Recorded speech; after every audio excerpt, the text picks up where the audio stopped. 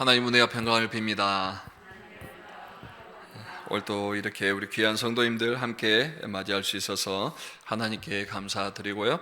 또 온라인으로 함께 예배 드린 우리 성도님들에게도 하나님의 동일한 은혜가 함께하길 바랍니다. 봉독하도록 하겠습니다. 갈라디아서 5장 22, 23절 말씀 같이 읽도록 하겠습니다. 시작.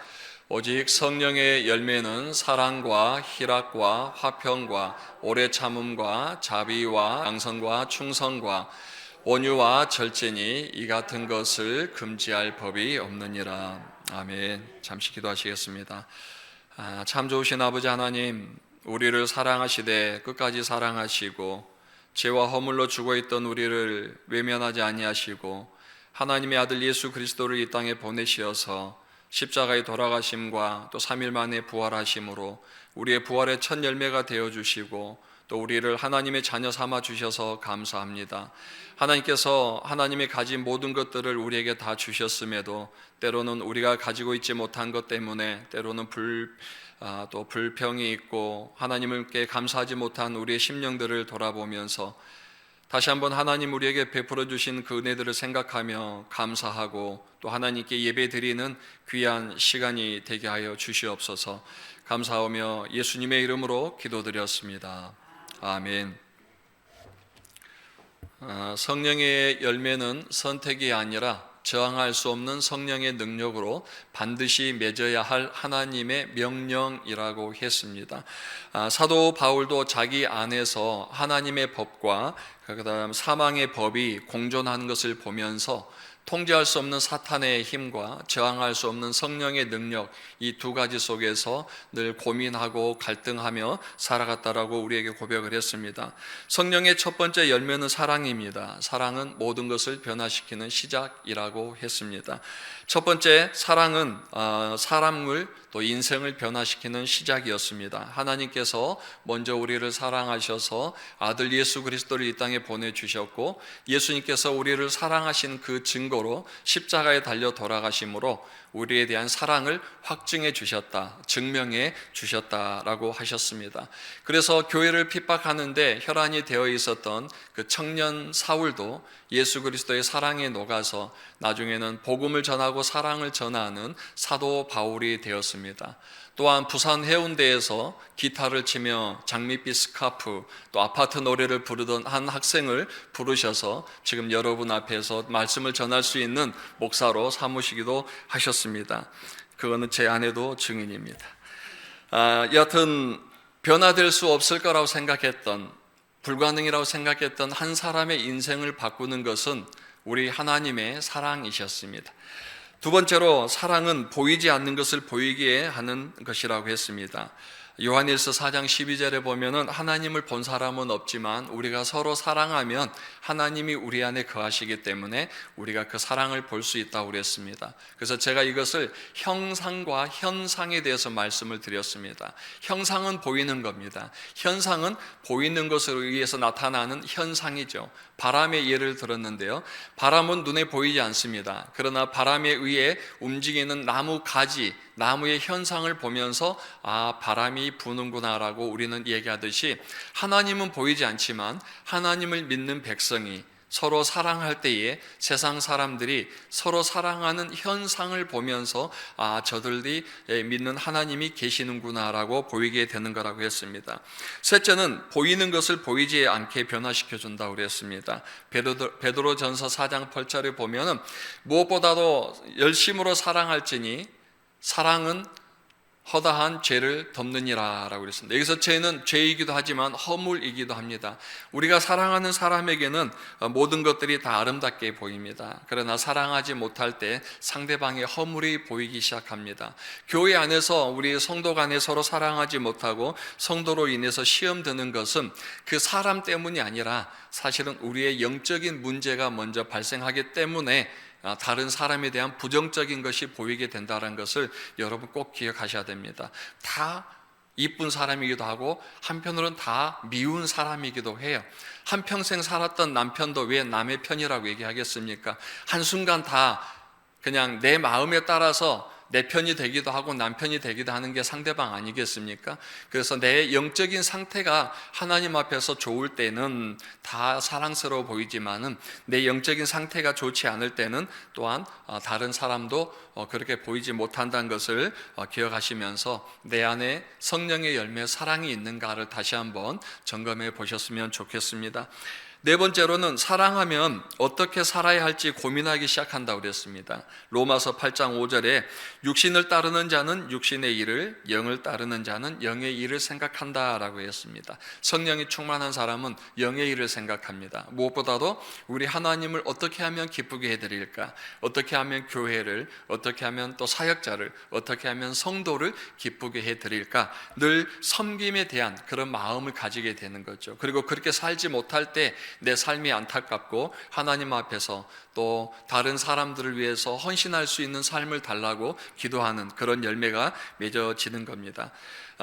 고린도전서 13장 1절로 3절 말씀을 보면 내가 사람의 방언과 천사의 말을 할지라도 사랑이 없으면 소리나는 구리와 울리는 꽹과리가 되고 내가 예언하는 능력이 있어 모든 비밀과 모든 지식을 알고 또 산을 옮길 만한 믿음이 있을지라도 사랑이 없으면 내가 아무것도 아니요 내가 내게 있는 모든 것으로 구제하고 또 내 몸을 불사르게 내줄지라도 사랑이 없으면 내게 아무 유익이 없느니라 라고 합니다. 내 몸을 불사르게 내어준다 하더라도 거기에 사랑이 없으면 나는 아무것도 아니고 아무 유익도 없는, 그래서 모든 우리의 삶의 또 우리 믿음의 시작은 사랑입니다. 성경에서 말씀해 주고 있습니다.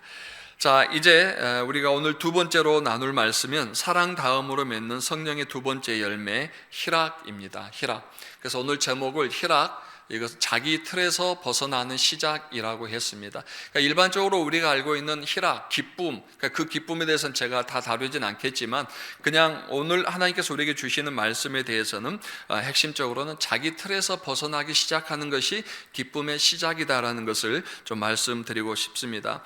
헬라어로 희락은 카라입니다. 이 카라는 카리스, 즉 하나님께서 우리에게 값없이 주신 선물, 은혜는 같은 말이에요. 그러니까 우리는 하나님의 은혜입니다. 그러면 구원을 값없이 주신 것에 대해서 하나님의 은혜라고 생각하지만 또 하나님께서 우리에게 주신 카리스가 있는데 그거는 기쁨이라는 겁니다. 희락이라는 거예요. 그러니까 하나님께서 우리에게 구원과 함께 주신 선물이 뭐라고요? 기쁨, 희락이라는 거예요. 그래서 하나님이 우리에게 얼마나 그 기쁨에 대해서 강조하시고 싶었으면은 구원과 함께 주시는 선물이 희락일까 한번 생각을 해보셨으면 좋겠고요. 이렇게 귀한 기쁨, 희락을 하나님께서 우리에게 주셨음에도 불구하고 하나님께서 원하시는, 또 하나님께서 우리에게 주시는 기쁨이 아니라 잘못된 기쁨으로 살아가는 사람들이 너무 많이 있다는 것을 우리는 잘 알 수 있습니다. 독일의 위대한 작가 괴테의 희곡 중에 파우스트라는 그런 희곡이 있습니다. 제가 이 제목을 달아드리는 거는 가끔 말씀을 전할 때 어떤 책에서 그러면은요, 말씀 끝나고 나면 목사님 오늘 말씀이 도전이 됐습니다 이게 아니고 목사님 오늘 설교하실 때 썼던 책 이름이 뭐예요? 물어보신 분들이 많아요. 항상 본질을 까먹고 비본질적인 걸 기억하신 분이 많아서 오늘은 제가 제목을 미리 달아드렸습니다. 괴테의 희곡 파우스트인데요. 이 파우스트는 그 주인공으로 인생의 참된 그 욕구, 그 다음에 만족을 얻기 위해서는 어떻게 해야 되는지에 대해서 갈망하는 사람이었습니다.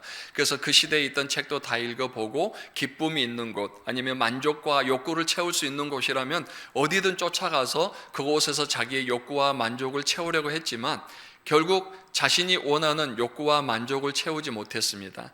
그래서 어느 날 결국은 이 시대에 있어서 자기가 추구할 수 있는 욕구와 충족은 얻을 수 없기 때문에 세계의 본질에 육박하는 죽음을 선택하게 됩니다. 그래서 주일날 자기 방에서 독배를 마시려고 하는데 멀리서 들려오는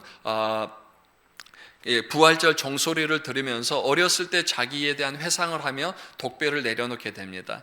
그때 파우스트를 찾아오는 악마가 있었는데 메피스토펠레스라는 악마입니다. 이 메피스토펠레스가 파우스트에게 찾아와서 조건을 겁니다. 내가 그렇게 갈망하는 욕망, 만족, 기쁨, 그것들을 내가 다 얻게 해줄게. 내가 무엇이든지 원하면 내가 다 해줄 수 있으니까 그 대신 나에게 내가 조건이 있다라고 얘기합니다. 그 조건은 뭐냐 하면은 내가 충분히 느껴보고 만족해보고 웃어보고 이제 충분하다라고 생각할 때 그 상황을 향하여서 이제 멈추어라, 너는 정말 아름답도다, 이 말을 하면은 이제 계약이 끝나는 거예요. 계약이 끝남과 동시에 세상에 공짜는 없지요.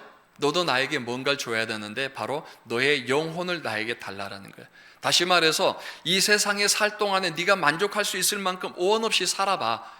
그리고 네가 원 없이 살고 충분히 만족하면은 이제는 내 영혼을 나한테 줘라고 얘기를 하는 거예요. 그래서 파우스트가 그 계약에 이제 사인을 하게 됩니다. 그리고 첫 번째 갔던 곳이 술집이었습니다. 근데 파우스트는 술집에 가서 향락을 즐길 만큼 그런 젊은 사람이 아니었습니다. 100세의 나이였기 때문에 향락을 즐길 수 없어서 결국은 메피스토펠레스가 마약을 줍니다. 그리고 그 마약을 먹고 나서 파우스트는 20대의 젊은 몸으로 탈바꿈을 하게 되고, 그래서 그레트 헨이라는 여자를 만나서 이제 사랑을 나누게 됩니다. 그리고 어느 정도 시간이 지났을 때에 이제는 황제에게 데려가서 정말 신출귀물한 그런 어떤 재주들을 보여주면서 황제의 신임을 얻게 됩니다. 그리고 전쟁이 시작됐을 때에 파우스트가 전쟁에 나가서 많은 적군들을 물리침으로 황제로부터 보상을 받게 됩니다. 그 보상은 해변에 있는 넓은 영토를 선물로 받게 되는데, 파우스트가 저 땅에 무엇을 할까 고민을 하기 시작합니다. 그러다가 많은 사람들이 내 땅에 들어와서 개간을 하고 농사를 지으면서 자유롭게 살았으면 좋겠다. 왜냐하면 그 시대는 다 농지는 다 잡혀있는 것들이라 종과 같은 삶을 살았으니까 내 땅에 있는 모든 사람들은 그냥 자유롭게 농사를 지으면서 행복하게 살았으면 좋겠다라고 생각을 하고, 그런 사람들을 자기 영토로 불러들이고 땅을 분배합니다. 그리고 사람들이 개간을 하면서 웃고 즐거워하는 모습을 보면서 거기서 자기의 참된 만족을 느끼기 시작합니다. 그러면서 파우스트가 이렇게 말합니다. 나는 이 순간을 향하여서 말하노니 멈추어라, 너는 정말 아름답도다 라는 고백을 하게 되는 겁니다. 자, 여러분, 이 말을 하면 파우스트가 어떻게 된다고요? 죽게 되는 거예요. 그리고 그 영혼은 악마에게 이제 끌려가게 되는 거예요. 그렇다면 이 사람이 이 말을 하는 데 있어서는 자기 목숨을 걸고 한 말이겠죠. 진실이겠죠.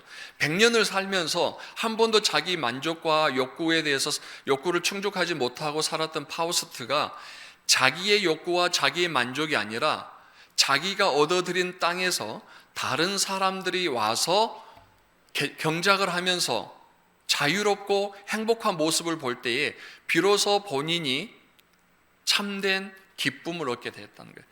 자기를 통해서 얻는 기쁨이 아니라 다른 사람들을 통해서 기쁨을 얻게 되면서 이제 내가 내 영혼의 기쁨, 그 다음에 내 삶의 충분한 욕구를 충족하였다라고 얘기하면서 이제 멈추어라, 너는 정말 아름답도다라고 이야기를 하면서 그의 영혼을 이제 악마에게 맡기게 되는 그런 이야기가 있습니다.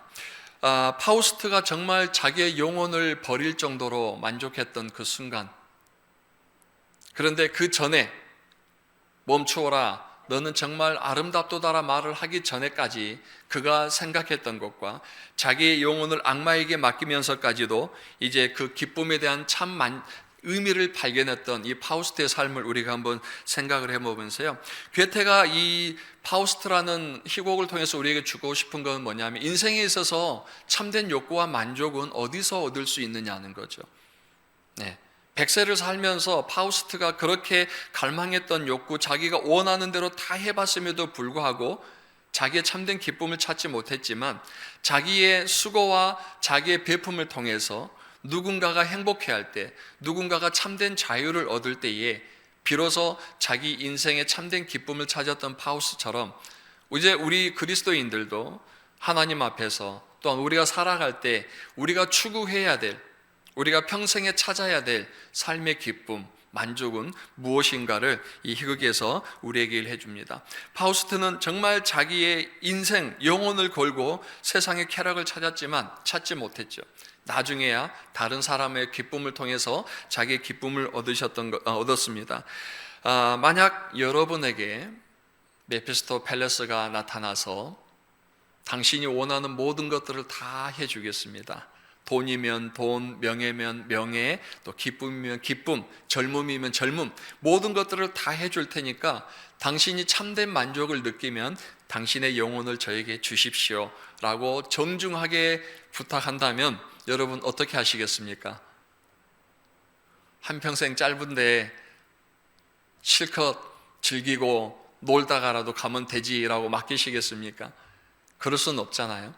우리의 영혼이 얼마나 소중한지, 또 우리의 삶이 얼마나 소중한지 알기 때문에 우리는 결코 그럴 수 없습니다. 어떤 조건으로도 우리의 영혼을 맡길 수는 없습니다. 그러나 우리가 참된 기쁨을 웨스트민스터 팰리스가 아니라 다른 곳에서 찾을 수 있다면 충분히 우리의 영혼을 맡겨볼 만하죠. 아멘. 예. 자, 전도서 3장 1절 2절 말씀에 보면은요, 범사에 기한이 있고 천하 만사가 다 때가 있나니 날 때가 있고 죽을 때가 있으며 심을 때가 있고 심은 것을 뽑을 때가 있으며, 4절도 보시면 울 때가 있고 웃을 때가 있으며 슬퍼할 때가 있고 춤출 때가 있으며 라고 그랬어요. 사람은 범사에 다 기한이 있다고 그랬어요.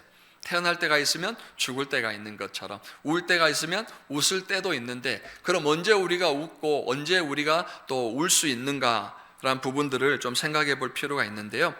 전도서 3장 19절 20절에 계속 이렇게 얘기합니다. 인생이 당하는 일을 짐승도 당하나니 그들이 당하는 일이 일반이라. 다 동일한 호흡이 있어 짐승이 죽음같이 사람도 죽으니 사람이 짐승보다 뛰어남이 없으면 모든 것이 헛됨이로다. 다 흙으로 말미암았으므로 다 흙으로 돌아가나니 다 한 곳으로 가거니와 그랬어요.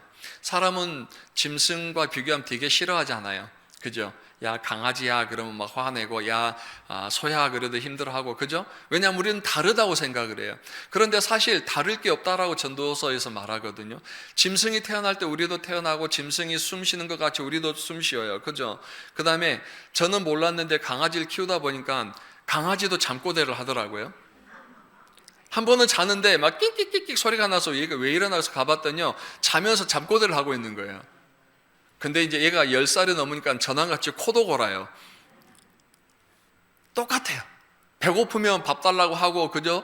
또 화나면 물기도 하고 똑같아요. 그리고 짐승도 죽는 것 같이 사람도 죽은 거 보니까 짐승보다 사람이 뛰어난 게 뭐가 있냐라고요. 여기 뛰어난 게 뭐가 있을까요? 똑같이 태어나서 똑같이 죽는 거라면 다를 게 없다라는 거예요. 그런데 그 비밀을 21절에서 얘기합니다. 인생들의 혼은 위로 올라가고 짐승의 혼은 아래고 땅으로 내려온 줄 누가 알냐 그랬어요. 이게 짐승과 사람의 가장 큰 차이예요. 사람은 죽어서 그의 영혼이 하나님께로 올라가지만 짐승들은 영혼이 없기 때문에 육체가 끝나면 이 땅에서 썩어져서 없어지는 거라는 거예요. 이게 가장 큰 비밀이고, 이 비밀을 아는 사람이 동물과 다르다라고 자신 있게 말할 수 있어요. 이 비밀을 모르는 사람은 똑같아요. 그저 똑같아요. 그러면 이 짐승은 땅에서 다 썩어지지만 우리의 영혼이 하나님 앞에 올라간다는 건 어떤 의미를 가집니까? 하나님 앞에서 그동안 우리가 살았던 인생에 대한 셈을 하게 되는 거예요. 계산을 하시는 거예요.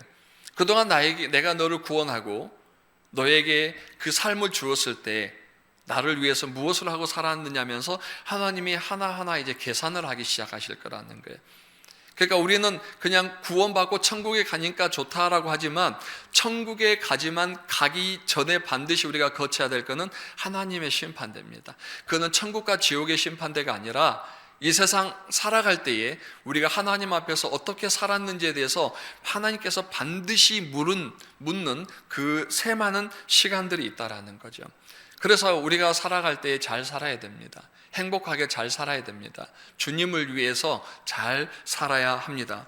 그런데 이 세상에 살아가는 사람들을 보니까 두 부류의 사람들이 있는 것 같아요. 기쁨을 누리면서 살아가는 두 부류가 있는데, 첫 번째는 파우스트처럼 이 땅에서 쾌락과 기쁨을 위해 자기의 영혼을 악마에게 맡기고 살아가는 그런 사람들이, 어리석은 사람이 있어요. 둘째는 자기 영혼을 하나님께 온전히 맡기고 하나님께서 우리에게 주신 희락을 맛보며 살아간 사람들이 있다는 거예요. 저는 우리 새삼교회 성도님들이 두 번째 지혜로운 사람이 되길 바랍니다. 하나님께서 여러분에게 주신 선물, 기쁨을 만끽하시면서 살아가는 우리 성도님들이 되시기를 다시 한번 주님의 이름으로 축복합니다. 그러면 어떻게 해야 이 희락을 우리가 맛보며 알 수 있는가? 아까 말씀드린 대로 희락은 하나님께서 우리에게 주신 기쁨이라고 그랬는데요. 이제 우리가 생각할 때 좀 차원이 다른 기쁨을 생각해 보셨으면 좋겠어요. 기쁨, 그럼 그냥 웃고 내 마음이 즐거운 그런 기쁨의 문제가 아니라는 것을 우리가 좀 이해하시면서 오늘은 제가 두 가지에 대해서 핵심을 좀 잡아드리겠는데요. 먼저 아까 우리가 헬라어로 봤던 카라라는 말은 두 가지 환유적인 의미가 있는데, 첫 번째는 기쁨의 상태예요. 기쁨의 상태. 그 다음에 두 번째는 기쁨의 대상이에요. 첫 번째는 기쁨의 상태, 두 번째는 기쁨의 대상. 이 두 가지만 여러분이 기억하시면은 오늘 다 이해하신 거예요. 말씀 다 들으신 거예요. 먼저 기쁨의 상태인데요, 일반적으로 사람들은 자신이 웃을 수 있는 상태가 있습니다. 언제 여러분 웃죠? 지금 보시니까 다 연세들이 있으니까 이제 선주들 사진 자녀들이 보내주면 그 사진 보면서 동영상 보면서 웃으실 분들이 많이 있으실 것 같아요. 손주들만 보면 왠지 모르게 막 좋잖아요, 그죠? 굉장히 웃음이 나오고 기쁘고. 그래서 요즘은 손주 자랑할 때 500원씩, 그죠? 500원씩 내놓고 보여달라고 합니다. 정말 내가 기뻐해야 되는 상태가 있어요. 그런데 한면으로 보면은 외부적인 요인 때문에 기뻐할 수도 있고 기뻐하지 못할 때도 있다는 것을 우리는 압니다. 무엇보다도 내 감정에 따라서 기뻐할 수도 있고 기뻐하지 않을 수도 있다는 걸 생각을 하는 거죠. 그러나 하나님께서 우리에게 주신 기쁨은 외부 요소에서 오는 것이 아니라 우리 내면에서 오는 기쁨이에요. 그러니까 외부적인 환경에서 오는 기쁨은 세상의 기쁨이지만, 그렇지 않음에도 우리 내부에서 하나님께서 우리에게 주시는 성령의 열매로 주시는 기쁨, 이게 참된 기쁨인데, 이것은 자기 자신의 영적인 상태에 따라 달라질 수도 있다는 겁니다. 좀 구체적인 설명은 잠시 후에 하고요. 두 번째로 기쁨의 대상입니다. 여러분, 누가 기뻐야 기쁜 거죠? 내가 기뻐야 되잖아요. 내가 기뻐야 기쁜 거잖아요. 세상 사람들이 다 기뻐도 내가 안 기쁘면 기쁜 게 아닌 거예요. 아무리 유명한 개그맨이 나와서 우리를 웃기더라도 옆에 사람은 웃는데 내가 안 기쁘면 난 안 기쁜 거예요, 그죠? 그러니까 상대방은 기뻐도 그건 상대방의 기쁨이고 내 기쁨은 아니라는 거죠, 그죠? 그런데 하나님께서 우리에게 요구하시는 기쁨의 대상, 그거는 내가 아니라 바로 기쁨의 주체는 하나님이 되셔야 돼요. 하나님이 기뻐하시는 게 곧 나의 기쁨이 되어야 돼요. 두 번째로는 내 이웃의 기쁨이 나의 기쁨이 돼야 돼요. 율법사가 예수님께 찾아와서 가장 큰 율법이 뭐냐고 물어보셨을 때 예수님께서 두 가지를 말씀하셨잖아요. 첫째는 내 몸과 마음과 뜻을 다하여 주 너의 하나님을 사랑하라. 둘째는요, 내 이웃을 내 자신과 같이 사랑하라. 그러니까 하나님을 사랑하고 이웃을 사랑하는 그 사랑의 현상 속에서 나타나는 기쁨이 참된 기쁨이라는 거예요. 내가 기쁨의 주인이 되는 게 아니라 하나님이 기뻐하시고 이웃이 기뻐할 때에 내가 기뻐할 수 있는 그 기쁨이 참된 기쁨이라고 말합니다. 그래서 제가 오늘 말씀의 제목을 기쁨, 자기 틀에서 벗어나는 시작이라고 정한 겁니다. 내 틀에서 벗어나야만 하나님을 바라볼 수 있고 이웃을 바라볼 수 있을 때에 하나님의 기쁨이 또한 이웃의 기쁨이 내 기쁨이 될 수 있는데요, 자기 틀에 갇혀 있으면은 절대 성령의 열매는 맺을 수도 없고 하나님께서 우리에게 주신 기쁨의 열매도 맺을 수가 없습니다. 이제 성령의 열매 두 번째, 희락, 자기 틀에서 벗어나는 시작. 그럼 어떻게 이걸 찾을 수 있느냐? 첫 번째는 하나님의 사랑을 우리 안에 채워야 합니다. 성령의 첫 번째 열매가 뭐였죠? 금세 까먹으신 건 아니시죠? 사랑이잖아요. 사랑. 다시 우리가 희락에 와서 기쁨을 찾는데도 불구하고 또 뭐가 필요해요? 사랑이 필요해요. 하나님의 사랑을 우리 안에 채우는 것이 사랑의 시작이다라고 얘기합니다. 이것은 다시 말해서 관계 회복이라고도 말할 수 있어요. 관계 회복. 하나님과 나의 관계 회복이 이루어지면 우리가 기뻐할 수 있다는 거죠. 요한복음 15장에 보면 하나님은 농부라고 그랬습니다. 예수님은 포도나무고 우리는 가지라고 그랬습니다. 농부가 1년 동안 포도나무를 잘 가꾸었는데 열매를 맺지 못합니다. 그러면 수확철이 끝나고 그 포도나무 가지를 다 잘라버립니다. 그러나 그 해에 풍성하게 맺었던 가지는 그대로 둔다라고 했습니다. 하나님이 농부시고 예수님이 포도나무가 되시고 우리가 가지가 되기 때문에 우리가 포도나무에 붙어 있을 때에만 그 기쁨을 회복할 수 있고 그 기쁨의 영양소를 받을 수 있다라는 거죠. 가지가 불에 태워진다는 것은 지옥의 문제가 아니라고 말씀드렸죠. 자기 사명이 끝났다는 거예요. 자기 할 일이 끝났다는 거예요.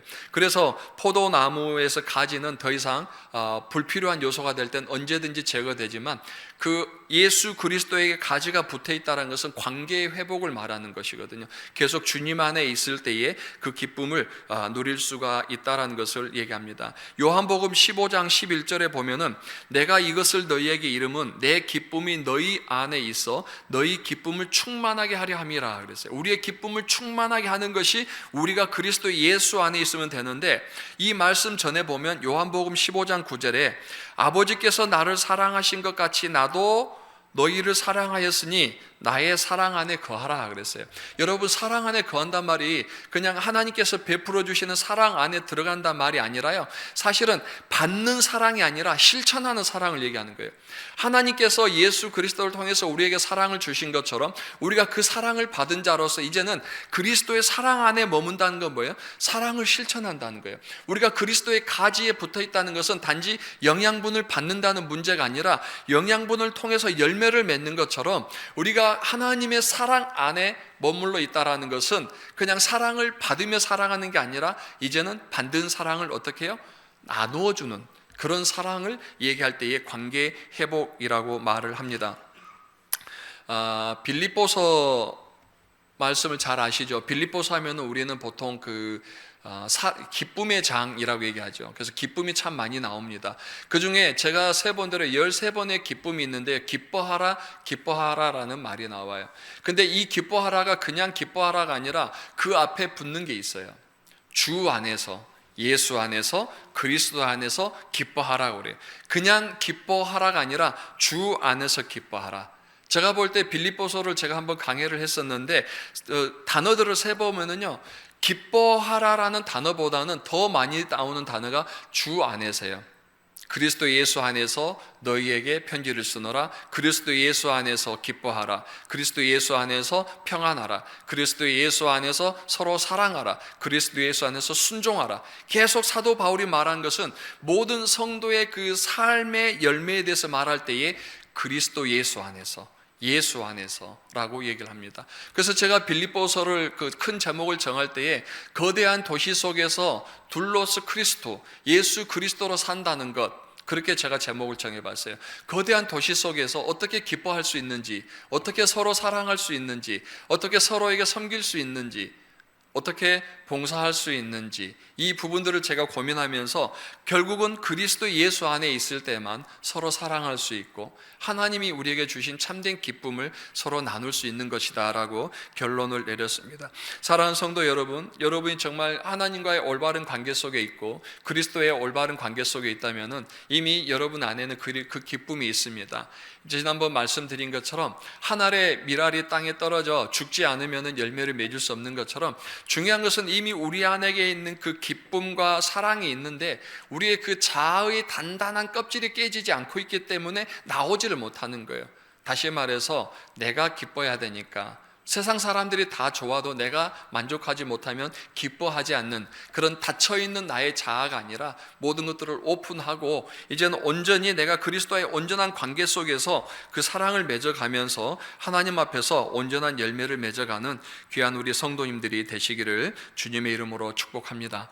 이제 두 번째로요, 외부 환경의 영향을 초월할 수 있어야 돼요. 아까는 내면에 대한, 우리가 하나님의 사랑 안에 있으면 그 사랑으로서 또 기쁨을 가질 수 있다고 했다면, 두 번째로 뭐냐면은 외부 환경의 영향을 초월할 수 있어야 됩니다. 로마서 5장 3절을 보면 다만 이뿐 아니라 우리가 환난 중에도 즐거워하나니 그랬어요.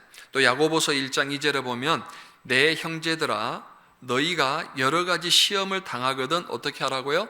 온전히 기쁘게 여기라. 환난 중에도 즐거워하라. 시험을 당하거든 온전히 기쁘게 여기라. 사도 바울도 사도 야고보도 동일한 말을 합니다. 아니, 환난 당하는 게 뭐가 좋다고, 그죠? 고난 당하는 게 뭐가 좋아서, 시험 당하는 게 뭐가 좋아서 웃으라는 얘기야, 기뻐하라는 얘기야 라고 말하지만, 사실은 이 시험의 문제가 아니라 외부적 영향 때문에 우리의 내면의 마음을 잃고 있는 것에 대한 그런 안타까운 말이죠. 여러분 정말 환난 중에 웃을 수 있습니까? 항상 기뻐하라, 쉬지 말고 기도하라, 범사에 감사하라, 항상 기뻐하라 하니까 항상 기뻐할 수 있나요? 때로는 우리는 눈물 흘리면서 울기도 합니다. 기도할 때 하나님 앞에 정말 처절하게 울면서 기도하기도 하고 애통해하기도 합니다. 장례식장 가서도 항상 기뻐하라니까 기뻐할 수도 없잖아요. 그죠? 지난 고 손필순 사모님 소천하셨을 때 저희가 서울대 병원 그 장례식장에서 사모님을 모셨지 않습니까? 그때 마지막 발인 예배 때 사모님 간을 모시고 이제 예배를 드린 적이 있었습니다. 성도님들 한 분 한 분이 지나가고 손필수 사모님 보실 때 다 우셨어요. 저도 그날 사회를 보면서 눈물이 흘려서 사회를 온전히 볼 수 없을 정도로 너무나 슬픈 시간이었습니다. 물론 천국에 가신 건 기쁘지만 육체의 이별에서는 우리가 그렇다고 계속 웃을 수만 없어요. 그런데 그때 어떤 목사님께서 성경적인 말씀을 하시면서 여러분 지금 우시면 안 됩니다. 지금 기뻐하셔야 됩니다. 우시는 거는 약간 부정적인 부분으로 말씀을 하셨어요. 그때 제가 말씀 전할 때 잠시 뒤에 있었는데 그 뒤에 있던 몇몇 집사님들이 굉장히 분노하셨어요. 울 때 울 수 있어야 되고 기쁠 때 기뻐야 되는데 어떻게 지금 이렇게 웃으라고만 얘기하는지 그런 얘기를 하셨어요. 그리고 그 전에 제가 갑자기 생각은 안 납니다. 제가 그 자료를 찾아봤는데 기록이 없던데 청주에 우리 한 모친님께서 새산모의 모친님께서 돌아가시고 청주에 제가 이제 주일날이었을 거예요. 그래서 제가 대표로 가서 이제 그 입관을 해드리고 하관을 해드리고 왔는데 버스를 타고 마무리하고 올 때에 한 분이 저를 같은 버스에 찾아오셨어요. 목사님, 오늘 모든 부분들이 참 은혜롭고 좋았습니다. 그리고 목사님 말씀 하나하나가 참 귀하고 제가 도전 받았습니다. 근데 한 가지 아쉬운 게 있었습니다라고 했어요. 뭡니까? 그랬더니 그래도 목사님 장례식에 눈물이 있어야 돼요. 근데 눈물이 없는 걸 보고 제가 너무 안타까웠어요 라는 얘기를 하셨어요. 근데 그 뒤로 보니까 맞아요. 눈물은 여러분 슬픔의 어떤 그 흔적이기도 하지만 한편으로는 마음의 사랑의 표현이기도 해요.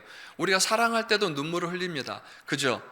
그러니까 우리가 하하하 웃는 것만이 웃는 게 아니라 때로는 너무 감격에 겨워서 울 수도 있어요. 때로는 우리 안에 있는 사랑을 너무 억누를 수 없어서 눈물이 나오기도 해요. 그러니까 눈물이라고 해서 다 같은 슬픔의 눈물이 아니란 걸 우리가 이해한다면 기쁨도 다 그냥 소리 내서 크게 웃는 것만이 기쁨의 그런 소리는 아니란 것도 우리는 좀 기억을 할 수 있어야 됩니다.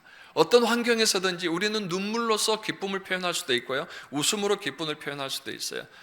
그런 것처럼 정말 이 환경의 영향을 받지 않고 환경을 초월한 우리의 기쁨, 그게 성령의 열매인데요.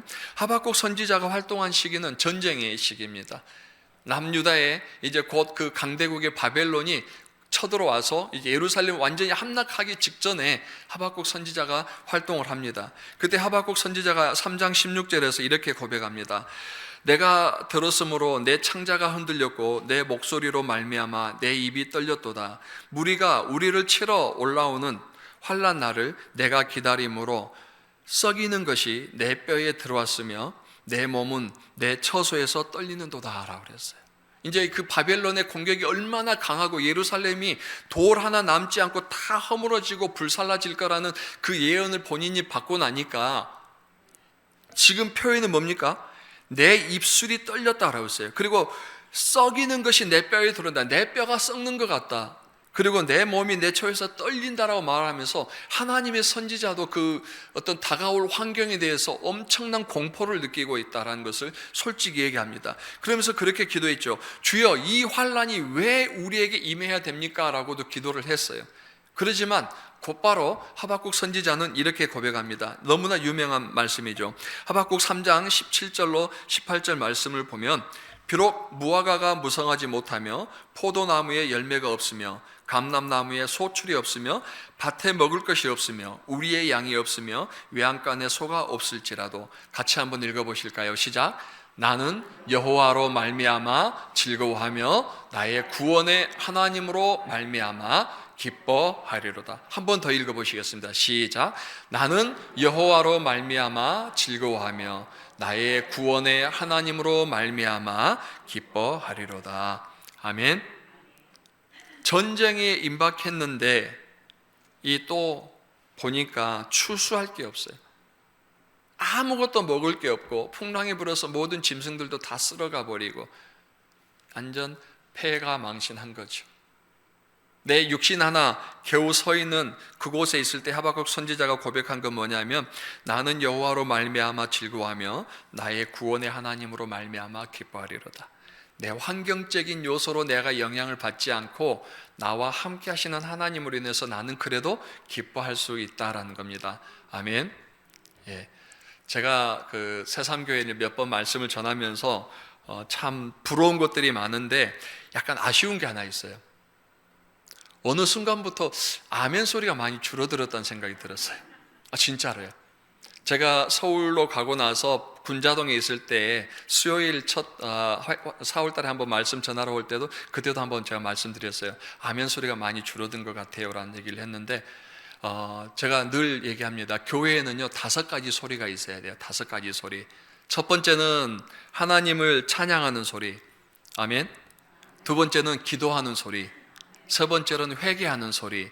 네 번째로는 애기 울음소리. 다섯 번째로는 아멘 소리. 이 5개만 크게 울리면은요 교회가 부흥합니다. 정말요. 제가 섬기는 교회는 도로가 바로 붙어 있고 그냥 방음이 안 되는 옛날 유리로 돼 있어요. 그러니까 저희가 설교하면은요 옆집에서 다 들어요. 옆집에서 다 들어요.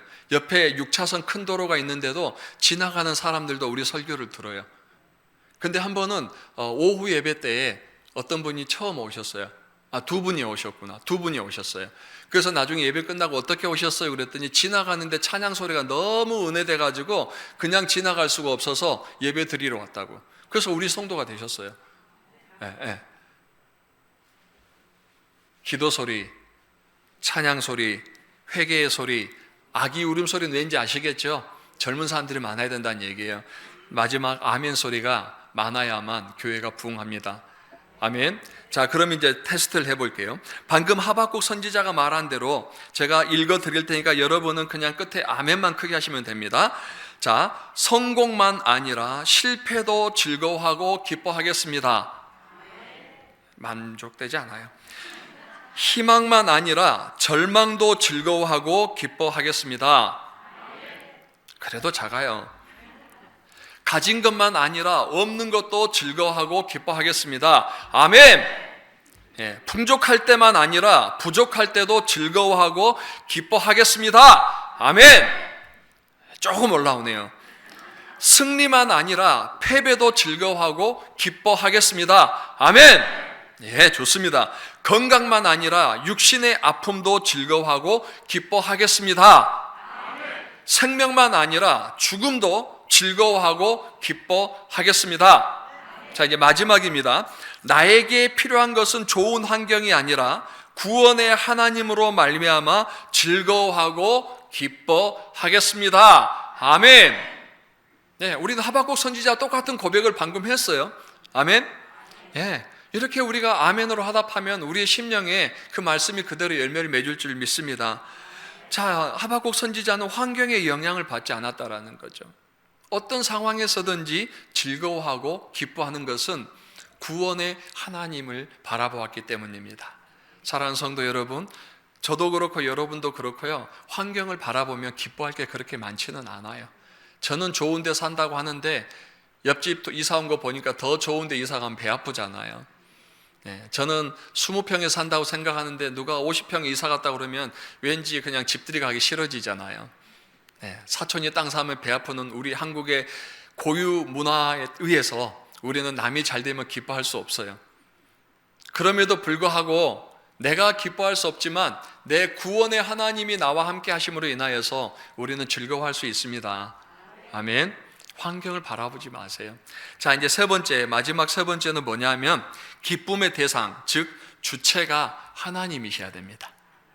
내가 기뻐하는 게 아니고 누가 기뻐하셔야 돼요? 하나님이 기뻐하셔야 돼요. 하나님이 기뻐하시면 그 기쁨이 하나님이 그냥 입 닫으시겠어요? 그 기쁨을 누구에게 주시겠어요? 다시 우리에게 부어주실 줄 믿습니다. 그 기쁨이 하나님에게 되셔야만 됩니다. 아까 카라는 두 가지 얘기가 있다. 기쁨의 상태, 나의 영적인 상태가 어떠냐, 기쁨의 상태. 두 번째 뭐예요? 기쁨의 대상. 누가 내 삶에 있어서 기쁨의 대상이 되어야 되느냐? 바로 하나님이셔야 되는 거예요. 하박국 선지자는 환경의 영향을 받지 않고 자기 가운데 있는 그 구원의 하나님으로 말미암아서 기뻐할 수 있었다라면은, 이제 또 한 사람이 있습니다. 우리가 잘 알고 있는 요나입니다. 요나가 과연 하나님을 기쁨으로 하고 살았을까? 아니죠. 요나는 철저하게 자기 감정에 충실한 사람이었습니다. 자기 기분에 충실한 사람이었고, 자기 생각대로 살지 않으면 분한 사람이었습니다. 때로는 자기 생각대로 되지 않으면 하나님 앞에도 썩내는 사람이었습니다. 자, 요나서 그 상황을 우리가 좀 보시면은요, 요나 때도 마찬가지예요. 이제 그 아수르에 의해서 북이스라엘이 멸망당한, 그리고 천천지 우리 원수지요. 요나에게는 원수죠. 그래서 요나가 볼 때는 하나님께서 하나님의 백성을 괴롭히는 저 아수르를 처참하게 짓밟고 심판하고 진멸해도 성이 안 풀리는데, 요나에게 와서 요나야, 네가 가서 저 백성 저 불쌍한 백성들을 회개를 촉구하고 내가 심판의 그곳이 임하지 않도록 해라 그랬더니, 요나가 얼마나 화가 나겠습니까? 천천지 원수를 심판하셔도 내 기분이 안 풀릴 건데 지금 나보고 가서 그들을 구원하라는 거예요. 그들의 심판을 멸하게 해주라는 거예요. 알아도 모른 채 해야 되는데, 모르고 있는데 알고 가서 이제는 그들에게 심판을 피하라니, 요나가 얼마나 하나님 앞에 좀 마음이 그렇겠습니까? 요나서 4장 1절에서 4절을 보시면요, 요나가 매우 싫어하고 성내며 그랬어요. 누구한테 성낸 거죠? 하나님 앞에 성내는 거예요. 아주 그런 사람입니다. 2절 보시면, 여호와께 기도하여 이르되 여호와여, 내가 고국에 있을 때에 이러하겠다고 말씀하지 아니하였나이까? 그러므로 내가 빨리 다시스로 도망하였사오니 주께서는 은혜로우시며 자비로우시며 노하기를 더디하시며 인애가 크시사 뜻을 돌이켜 재앙을 내리지 아니하시는 하나님인 줄을 내가 알았습니다. 좋은 말 같죠? 비꼬는 말이에요. 저 그럴 줄 알았어요. 하나님은 항상 인내하시고 노하기도 더디하시고 그런 분이니까 내가 나중에 그 아수르를 심판하신다고 그랬는데 또 안 하실 줄 알았어요. 이 소리예요 지금. 하나님에게 굉장히 빈정대면서 지금 비꼬는 말을 하는 거예요. 3절 보시니까, 여호와여 원하건대 이제 내 생명을 거두어 가소서. 사는 것보다 죽는 것이 내게 나음이니이다 하니, 내가 죽는 것보다 싫다는 거예요. 남이 잘 되는 거. 아수르가 지금 회개하고 하나님 앞에 다시 돌아오는 것이, 차라리 내가 죽으면 죽었지 그 꼴을 못 보겠다는 거잖아요. 딱 우리 신보 아닙니까? 나는 죽어도 내가 미워하는 사람, 내가 내가 볼 때 저 사람 저주 받아야 될 사람은 잘 되면 안 돼야. 어떻게든 못 되는 걸 봐야 내가 그래도 편하게 천국까지라고 생각할 수 있는 요나의 심보가 저에게도 있습니다. 4절에 하나님이 말씀하십니다. 여호와께서 이르시되 내가 성내는 것이 옳으냐라고 말합니다. 내가 성내는 것이 옳으냐. 하나님이 충분히 이해하신다는 거예요. 그래도 그렇게 말하는 건 아니지라는 거죠. 그렇게 말하는 거 아니지. 요나는 하나님의 뜻과 감정과는 전혀 상관없이 철저하게 자기 감정에 따라서 자기 만족대로 살아가는 그런 사람이었다는 겁니다. 그런데 우리가 성령의 열매를 볼 때 희락은 외부의 환경이나 자기 감정에 나오는 게 아니라고 그랬어요. 바로 철저하게 나의 틀에서, 자기 틀에서 벗어나야 돼요. 요나가 다시 한번 회개하고 그 다음에 아수르의 그 니느웨로 가서 그들에게 회개를 촉구하기 위해서는 요나가 가지고 있는 아수르에 대한 감정들을 다 깨부셔야 돼요. 자기 마음속에 있는 미움, 자기 마음속에 있는 저주하는 것들, 자기 마음속에 있는 심판의 그런 생각들을 다 버리지 않으면은 아수르도 살 수 없을 뿐더러 자기도 기뻐할 수 없을 뿐더러 하나님 또한 기뻐할 수 없다는 것을 알아야 합니다. 언제 자기 틀에서 여러분 벗어날 수 있을까요? 그러면 언제? 잘 아시는 말씀입니다. 항상 기뻐하라, 쉬지 말고 기도하라, 범사에 감사하라. 이는 그리스도 예수 안에서 너희를 향하신 하나님의 뜻이니라. 여기까지 남송하셨죠?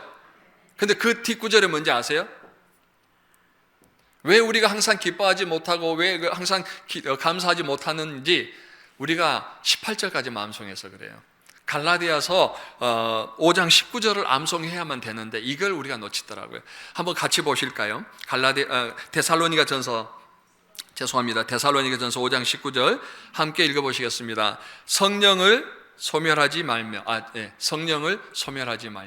이는 그리스도 예수 안에서 너희를 향하신 하나님의 뜻이니라 하면서 바로 이어진 게 뭐예요? 성령을 소멸하지 말며 항상 기뻐하라, 쉬지 말고 기도하라, 범사에 감사하라. 이건 하나님의 뜻인데 어떻게 해야만 돼요? 성령을 소멸하지 말아야만 되는데 우리가 성령을 소멸하기 때문에 항상 기뻐하지 못한다라고 얘기를 하는 거예요. 성령을 소멸하다 할 때 이 소멸하다라는 말이 불을 끄다라는 말이에요. 방해하다라는 말이에요. 다시 말해서 성령이 우리 안에서 역사하는 것을 방해하고 억누르고 불을 꺼버리는 거죠. 다시 말씀드리면 하나님께서 우리에게 기뻐하라, 이런 상황 속에서도 인내하고 기뻐해야 돼, 감사해야 돼, 기도해야 돼 그러는데 우리는 요나처럼 얘기합니다. 하나님, 이런 상황에서 어떻게 저보고 기뻐하라는 거예요? 어떻게 감사하라는 거예요? 이렇게 얘기하는 거예요. 우리 안에서는 기뻐해야 된다라고 아는데 하나님 우리에게 주시는 그 마음은 알겠는데 뭐가 돼요? 내 감정이 내가 그걸 용납할 수가 없다라는 거예요. 그 성령이 우리 안에서 말씀하지 않습니까? 그래도 기뻐해야 돼, 그래도 감사해야 돼, 그래도 용서해야 돼. 그래서 하나님께서 요나에게 그 마음을 주시고 너의 기쁨의 문제가 아니라 그 니느웨의 백성들이 회개하고 돌아왔을 때에 하나님의 기쁨을 생각하면 비록 요나가 그들에게 감정은 있고 당연히 심판받아야 될 사람이라고 생각할지라도 하나님이 기뻐하신다면 갈 수밖에 없는 거 아니겠습니까? 아멘. 하나님은 온 천하 만민이 구원을 받기를 원하십니다. 아멘. 그들에게 가서 우리가 증인이 되기를 원하십니다.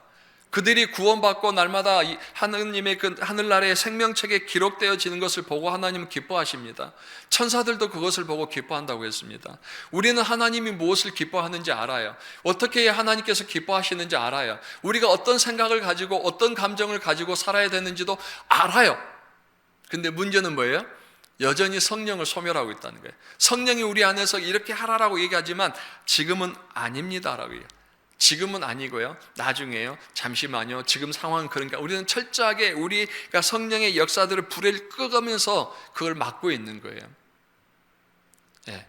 우리 기쁨의 주체가 내가 아니라 하나님이 기뻐하시고 내 이웃이 기뻐할 때에 내가 기쁨이 될 수 있다면 이제는 내가 주체가 된 게 아니라 나는 섬김의 대상만 되는 것이죠. 그래서 우리 성도님들께서 정말 이제 성령의 열매, 희락, 그것은 자기 틀에서 벗어나는 시작이라고 말씀드린 것처럼 이제는 내가 아니라 다른 사람들을 기쁘게 할 수 있는, 또한 우리 하나님이 기뻐하시는 것이 무엇인지를 고민해보고 사랑의 열매 네 번째처럼 내가 사랑하면 어떻게 살아야 될지 고민한 것처럼 이제 희락의 열매는 내 틀에서 벗어나서 하나님께서 기뻐하시는 것이 무엇인지, 내가 어떻게 살아야 하나님께서 기뻐하시는지에 대해서 고민해 보기 시작하는 그런 열매가 맺어지기를 우리 주님의 이름으로 축복합니다. 성령의 두 번째 열매인 희락은 철저하게 자기 틀에서 벗어나 하나님을 향하고 이웃을 향할 때만 맺을 수 있는 열매입니다. 내가 아니라 하나님, 내가 아니라 이웃, 그리고 나의 모든 것들을 덮고 있는 내 자아의 틀이 깨질 때에만 맺을 수 있는 그런 기쁨임을 우리 성도님들 기억하시면서 한 주간 또 생각해 보시고 이 말씀을 묵상하셨으면 좋겠습니다. 나의 기쁨이 아니라 하나님의 기쁨을 위해서, 내 감정이 아니라 내 이웃의 또 그 사랑과 마음을 위해서 내가 어떻게 드려졌는지 또 한 주간 고민하는 복된 주간이 되기를 주님의 이름으로 축복합니다. 기도하시겠습니다. 살아계신 아버지 하나님, 감사합니다. 성령의 두 번째 열매 희락에 대해서 또 주님께서 우리에게 주신 음성을 들었습니다. 이 희락은 나에게 향한 희락이 아니라 하나님과 내 이웃을 위한 기쁨이었고, 또 내 감정과 상관없이 하나님께서 무엇을 기뻐하시는지에 따라 우리의 삶에, 또 우리의 마음에, 우리의 기쁨의 변화가 이루어짐을 가르쳐 주셨습니다. 하나님, 우리는 하나님께서 무엇을 원하시는지 잘 알고 있습니다. 우리가 어떻게 살아야 되는지 매주 말씀을 통해서도 다 듣고 있습니다. 하지만 중요한 것은 우리가 성령의 인도하신 대로 따라가지 못하고 성령의 감화 감동대로 따라가지 못하고 여전히 내 자아가 성령의 역사를 가로막고 있음에 회개합니다. 이제 우리 속에 있는 단단한 우리의 자아의 껍질을 깨어주시고 내 틀에서 벗어나게 하여 주시어서 온전히 성령님께서 인도하심을 따라 우리 하나님의 기쁨된 삶을 살아갈 수 있도록 우리 자신을 드리게 하여 주시옵소서. 감사하며 살아계신 우리 주 예수 그리스도의 귀하신 이름으로 기도드렸습니다. 아멘.